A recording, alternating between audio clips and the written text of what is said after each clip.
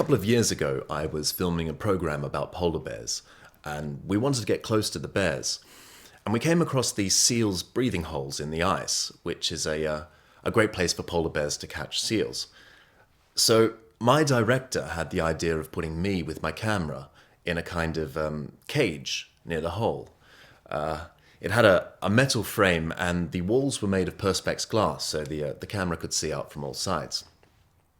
Pretty soon a bear came along.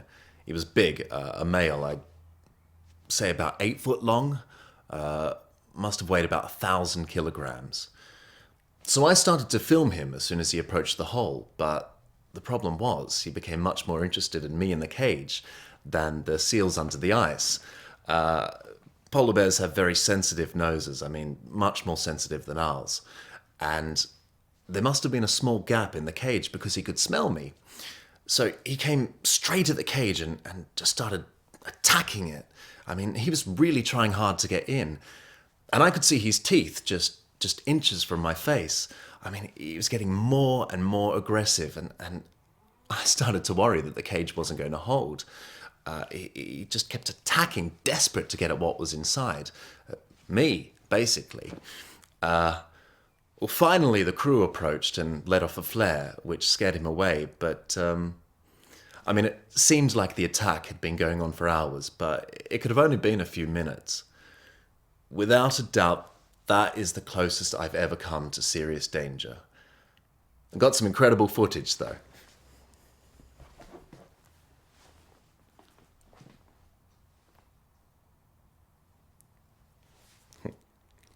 Well worth the risk.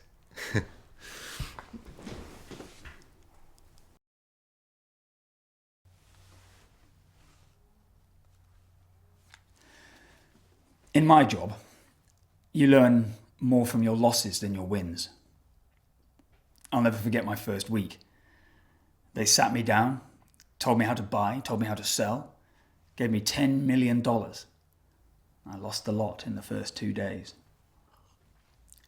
But that experience taught me a lot. I take big risks every day.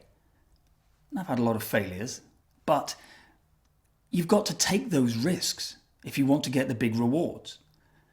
You won't get anywhere being too cautious.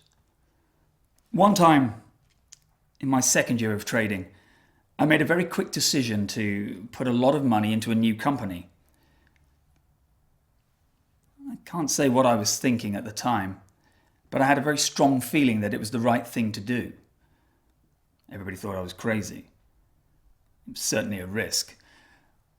But this time I was proved right. The stocks grew and grew, and I managed to make a massive profit for the bank. Since then, I've had a reputation for being a risk taker. I've been trading for 10 years, which is a long time in this business. It doesn't get any easier. I've had plenty of sleepless nights. But I don't know what I'd do without that thrill that I get from taking risks. Every day is a new adventure.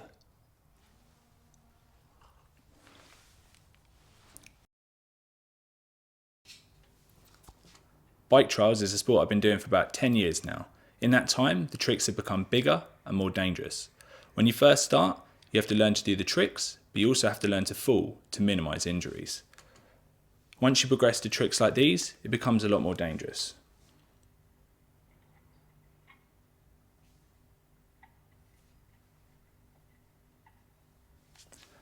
A couple of years ago, I did a trick similar to that, but on top of a curved wall. I lined up to it the same as I would with any trick, with the confidence to do it. But when I hopped up, I missed that front bit by an inch.